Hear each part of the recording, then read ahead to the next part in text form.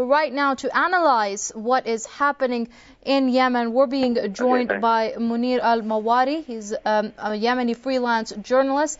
Many thanks for joining us here on Press TV. Now, I'd like to get your opinion, first of all, on what our correspondent earlier reported. There's a growing gulf between the opposition leaders and the people that are protesting on the streets, as they're becoming increasingly frustrated with the political and diplomatic bickering that seems to have no end at all. What do you make of it? That's happened because of the GCC initiatives that the protester completely rejected. The opposition leader have different opinion. They said we should not reject that because the initiative is addressed to Saleh. He is the one who is going to transfer his power to his vice.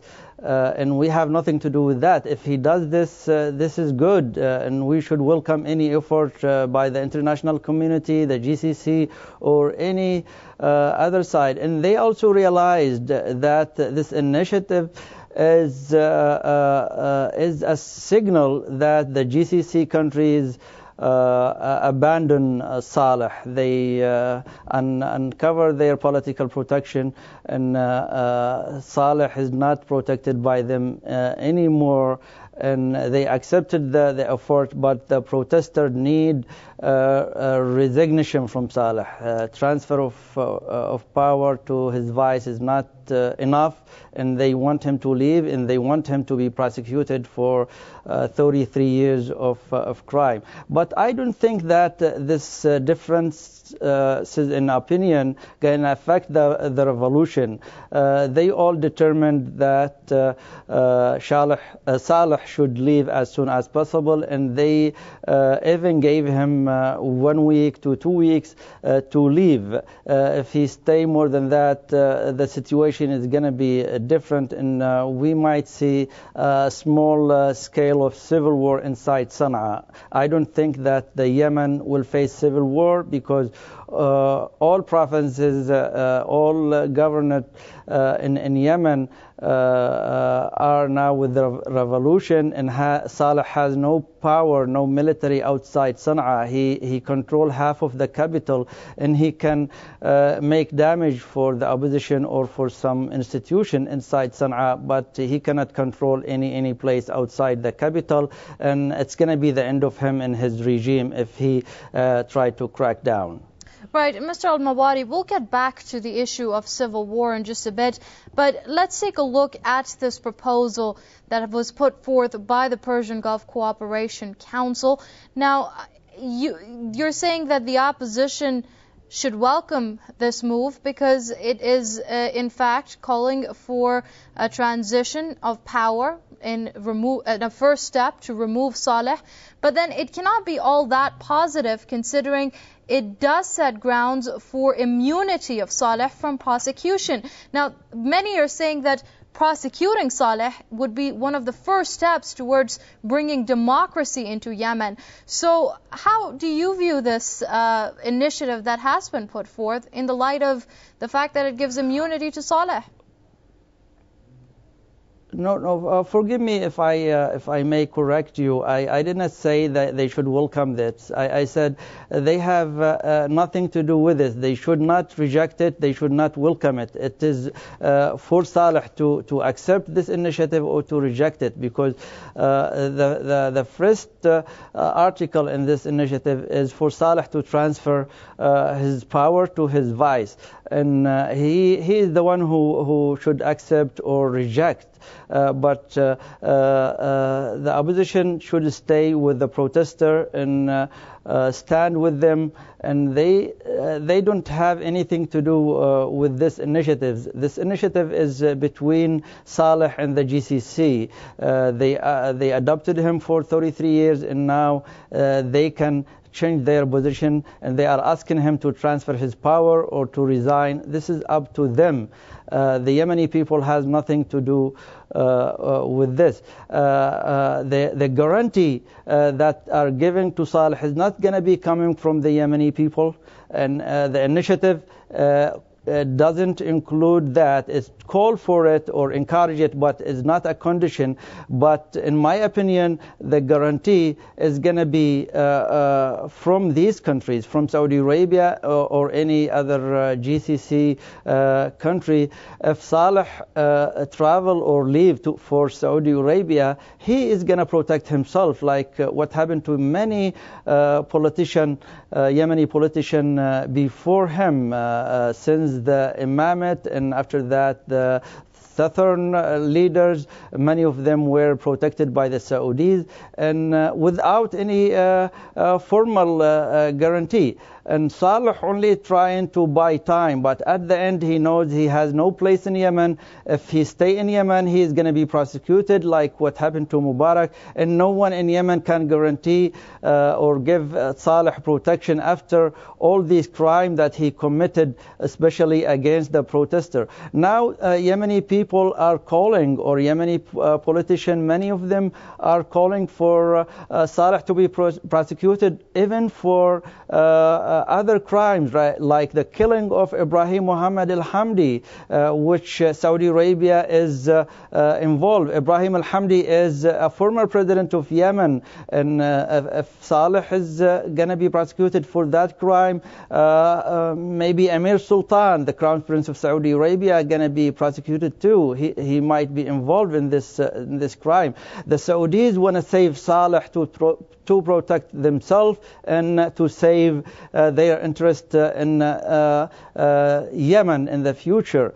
So I think at the end they are the one who is going to give Saleh protection, and without that Saleh has no place inside Yemen, and he should leave as soon as possible if he want to save himself and his family. All right, picking up on a point that you just made, that Saudi Arabia is intervening simply because of protecting its own interests within Yemen and in the region, considering that the Saudi-mediated talks, when looking at them, can Saudi Arabia be considered an honest broker of peace and bringing democracy into Yemen then?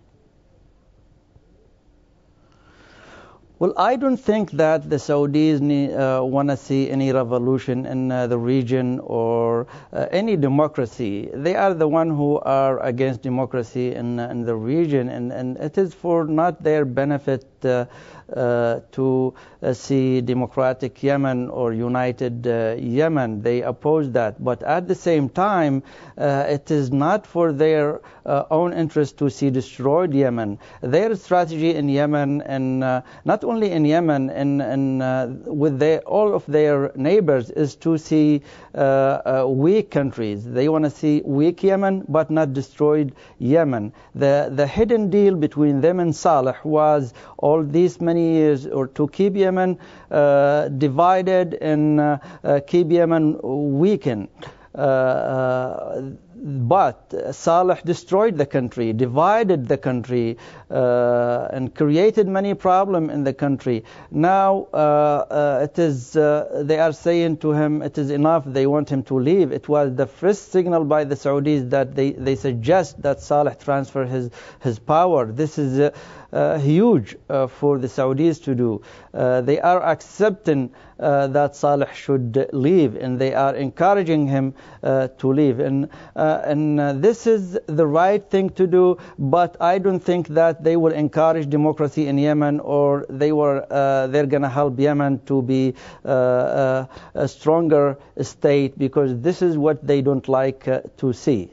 So what role do you see Saudi Arabia playing in a post-Saleh Yemen, where people want to usher in democracy, but Saudi Arabia, as you said, wants to keep Yemen weak? Saudi Arabia has influence in Yemen, but only by using their money and financial support to certain certain groups, especially tribal leaders. But the tribal leaders in Yemen became more educated and more aware of the Saudi goal. They take the money and they do nothing. During the struggle or during the conflict with al-Houthi, tribal leaders from Bakil and from Hashid tribe, the most powerful tribal confederation in Yemen, took a lot of money from Saudi Arabia to work against the al-Houthi insurgent, but they rejected to do that. They took the money, but they did nothing because they said, we're not gonna fight with our own people for the Saudi sake. That's why Saudi Arabia now cut the budget and prevented money from many tribal sheikh in Yemen, and those tribal sheikh has joined the revolution and they are working for the benefit of the Yemeni people. So the influence of Saudi Arabia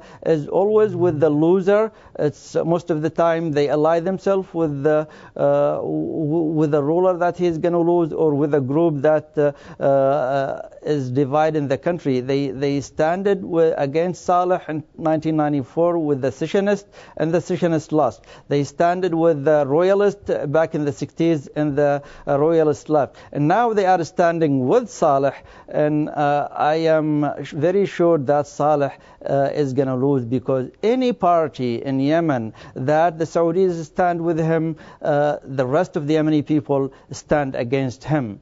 That's why Saleh is losing heavily now. So do you think Saleh is going to step down as per the Saudi-backed initiative? You have 1 minute to answer that question.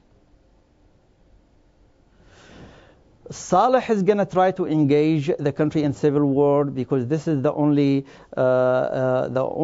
way to stay in power for a longer time. But he is unable, because he lost his base of support, and at the end he is going to step down and he is going to leave for Saudi Arabia, and he is going to stay in Saudi Arabia. He has been working in Yemen as a military attaché for Saudi Arabia, and the Yemeni people need a leader for Yemen, not a military attaché from the Saudis. Right, we're going to have to leave it there. That was Munir al-Mawari, a Yemeni freelance journalist. Mr. al-Mawari, many thanks indeed for your insight here on Press TV.